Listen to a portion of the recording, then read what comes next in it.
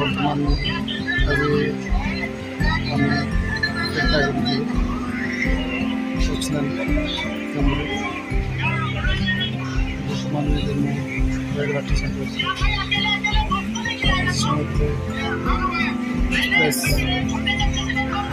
Sambalpur express पास है छड़वा आरंभ होना कुछ समय आम जमा 3 जन जाऊँ रायगड़ा ट्रेन पास मात्र किसी समय पर समय 2टा 3टा बेलू पहुँचब टिटागढ़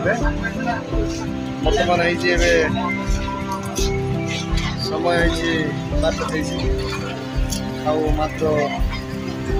3टा पर आम पहुँचू टिटागढ़ सब जिन किणी सारापर आम बाहर को राति जमा किसी खाइन सब मुझी जाइए